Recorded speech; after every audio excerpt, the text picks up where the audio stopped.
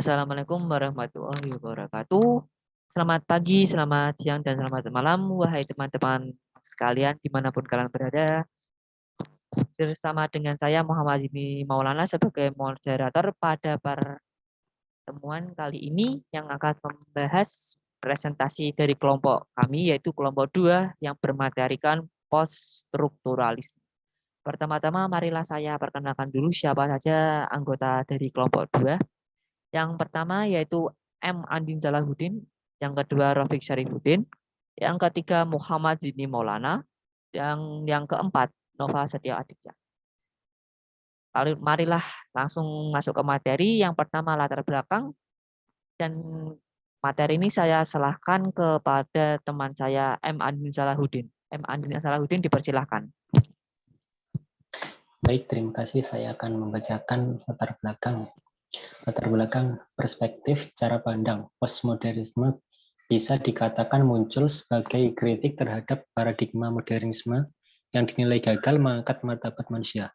Kemajuan ilmu pengetahuan beserta teknologi yang mengalami lompatan jauh, terutama sejak revolusi industri lahir, dianggap belum memajukan peradaban manusia. Perang dan kerusakan lingkungan merupakan contoh kegagalan cara pandang modernisme. Tetapi malah sebaliknya bahwa aliran modernisme dianggap telah gagal dan merusak tatanan kehidupan masyarakat, yaitu kehidupan masyarakat yang sudah terlalu individualisme. Yang kaya semakin kaya, yang miskin semakin miskin, yang pintar membodohi orang yang bodoh, dan negara yang kuat menjajah negara yang lemah. Slide kedua.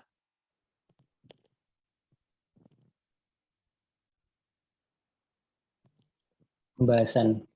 Poststrukturalisme adalah sebuah critical attitude yang kritisi dan mencari alternatif perubahan terhadap teori yang telah ada dan sedang berkembang. Campbell 2007. Poststrukturalisme merupakan teori yang lahir pada situasi ketidakadilan serta ketidakmerataan pemikiran dalam hubungan internasional. Tujuan utama dari teori ini menurut Campbell 2007, yakni menawarkan pengkajian ulang historikal, teoretikal, dan politikal dari fokus perspektif tradisional yang ada, agar tidak terjebak dalam suatu belenggu atau penjara pemikiran dan mampu memberikan solusi alternatif dari teori tradisional yang ada dalam beberapa kasus telah dianggap tidak relevan lagi. Berfokus untuk mengkritisi hal-hal bersifat universal dan metodologis dibanding substantif, serta terus mengkritisi teori tradisional yang ada dan mempertanyakannya.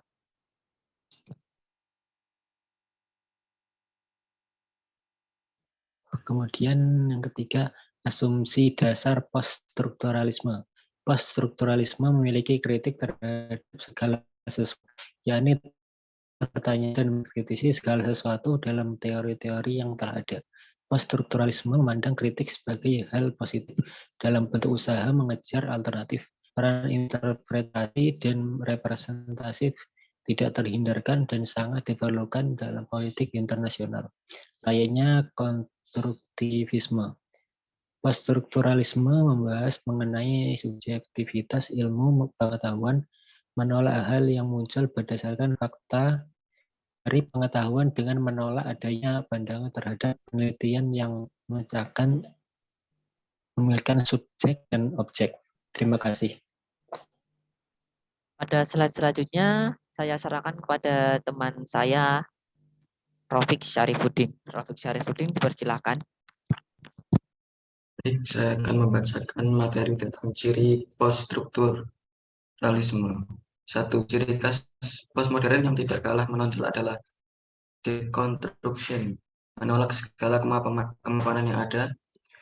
Postmodern menolak segala bentuk kelanggengan yang menyebar di masyarakat, entah itu kelanggengan pengetahuan, kelanggengan budaya, bahkan kelanggengan kekuasaan. Dua, ciri postmodernisme yang lain adalah berwatak relativisme, artinya pemikiran postmodernisme dalam hal realitas budaya, nilai-nilai kepercayaan, dan lainnya, tergambar dalam teori-teori yang dikembangkan oleh disiplin ilmu antropologi. Dalam pandangan antropologi, tidak ada budaya yang sama dan sebangun antara satu dengan yang lain.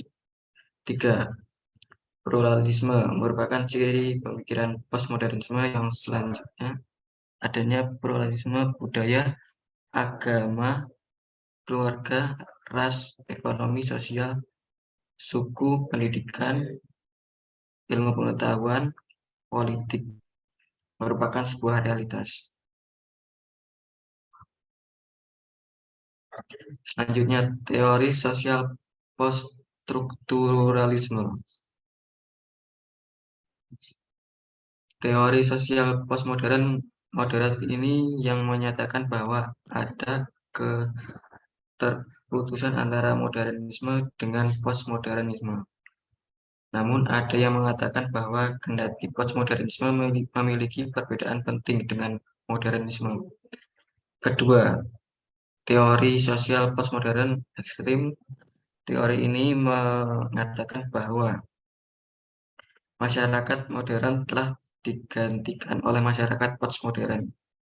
Menurutnya, objek konsumsi merupakan sesuatu yang diorganisir oleh tatanan produksi atau perluasan kekuasaan produktif yang diorganisir. Teori ini didukung salah satunya oleh Jean Baudrillard. Posisi teoritis. Teori ini berpandangan bahwa perbedaan pandangan antara modernisme dan postmodernisme bukan dijadikan sebuah perdebatan.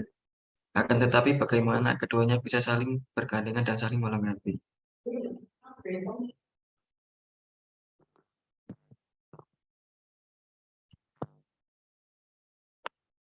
Selanjutnya, tokoh filosofi poststrukturalisme. Postmodernisme merupakan suatu ide yang menolak teori maupun gagasan besar yang ditawarkan oleh pemikir modernisme terdahulu. Dari upaya yang dilakukan dengan tujuan yang jelas beragam. Tentu memiliki pemikiran dan tokoh yang mempelopori pergerakan postmodernisme tersebut. Berikut adalah beberapa tokoh yang memusatkan perhatiannya pada pembahasan mengenai postmodernisme. Selanjutnya saya kembalikan ke moderator. Ya, terima kasih Mas Rafiq Sarifudin. Yang selanjutnya akan saya bacakan slide-nya. Yang pertama yaitu Jean-François Lyotard. Bukunya yang berjudul Postmodernisme Condition dan The Difference, yang dari kedua buku inilah yang menjadi lembar pembahasan tentang kegagalan dalam teori modernisme.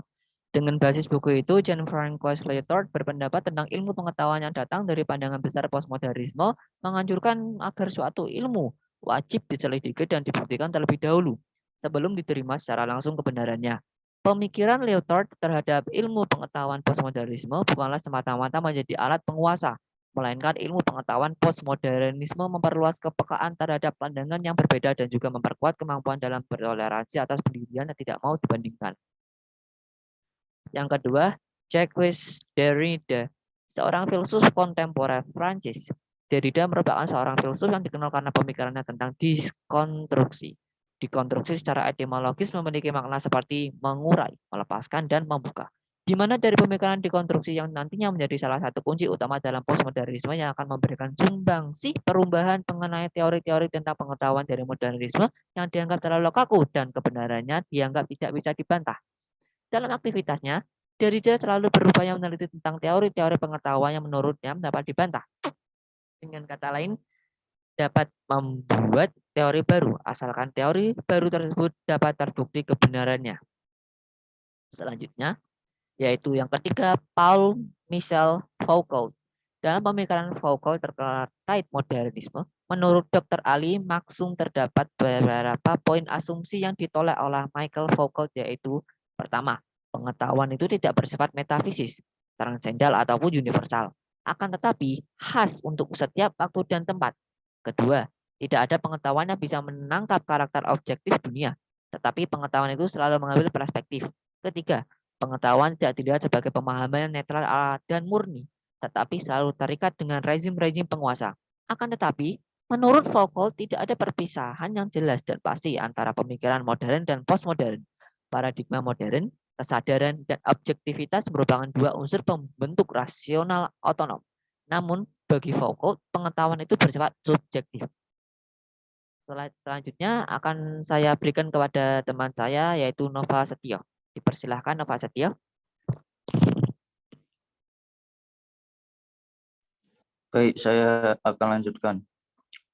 Tokoh Jean Baudrillard dalam pandangannya memahami perubahan besar-besaran dan merupakan bencana besar, karena baginya revolusi kultural mengakibatkan massa menjadi semakin pasif ketimbang semakin aktif, berontak seperti kebanyakan pemikiran marxisme. Dengan demikian, massa dilihat sebagai lubang hitam yang akan menyerap semua makna, informasi, pesan, komunikasi, dan sebagainya menjadi tidak bermakna.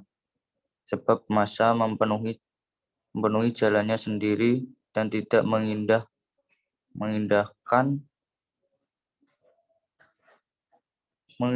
upaya yang bertujuan memanipulasi mereka dalam kekacauan, kelebaman, dan keapatisan yang dipahami sebagai istilah kejenuhan massa.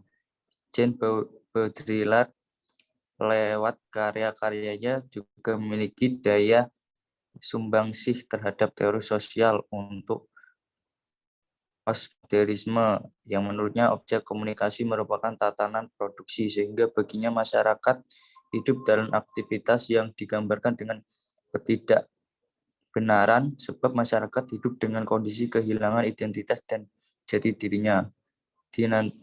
Dinamika seperti ini banyak terdapat dalam masyarakat kontemporer yang disebut sebagai kehidupan yang hiperrealistis, bisa dibilang aktivitas lebih masif daripada produksi. Next. Fredric Jameson merupakan seorang kritikus literatur beraliran Marxisme terkemuka.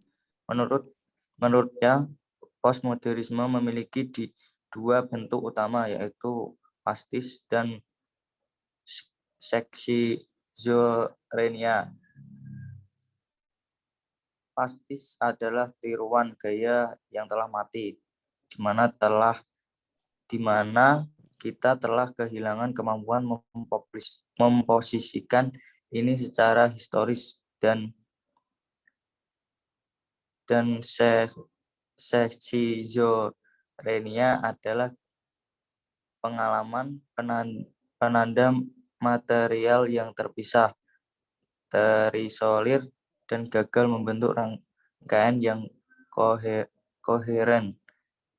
Demikianlah penjelasan biografi singkat dari beberapa tokoh penggerak postmodernisme yang memiliki pemikiran dan peran strategis dalam pergerakan postmodernisme itu sendiri. Kesimpulan dari pembahasan tersebut dapat disimpulkan bahwa ilmu pengetahuan bagi postmodernisme bersifat relatif. Tidak ada ilmu pengetahuan yang kebenarannya absolut. Ditambah dengan pendekatan dan penelitian, postmodernisme dikenal dengan pendekatan dekonstruksi karena karakteristik teoretik metodologi paling dasar dan esensial dari postmodernisme adalah mendekonstruksi dan melihat suatu peristiwa tertentu. Juga kita ingin menilainya harus dilihat dengan segala sisi, tidak hanya berfokus pada satu sisi tertentu. Pluralisme merupakan ciri pemikiran postmodernisme selanjutnya. Bagi postmodernisme, paham modernisme selama ini telah gagal dalam menepati janjinya untuk membawa kehidupan manusia menjadi lebih baik dan tidak ada keresahan. Pandangan modernisme menganggap bahwa kebenaran ilmu pengetahuan harus mutlak serta objektif, tidak adanya nilai dari manusia. Bagi pemikiran postmodernisme, mereka tidak memandang ilmu pengetahuan modern sebagai universalisme. Karena postmodernisme menolak penjelasan yang bersifat universal, harmonis, atau bahkan konsisten. Kaum postmodernisme menggantikan hal tersebut kepada yang praktikular dan lokal, lalu menyingkirkan hal yang bersifat universal. Terima kasih.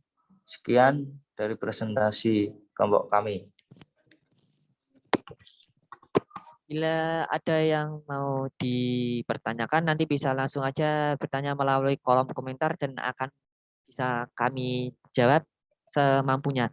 Dan bila ada salah kata ataupun ada salah dari operator, itu mohon maklumi. Dan bila ada kesalahan dari para anggota yang mengalami kendala sinyal juga mohon dimaklumi. Terima kasih telah mendengarkan presentasi dari kelompok 2 kami. Saya ucapkan sangat berterima kasih sekali dan selamat pagi, selamat siang, dan selamat malam dimanapun teman-teman berada.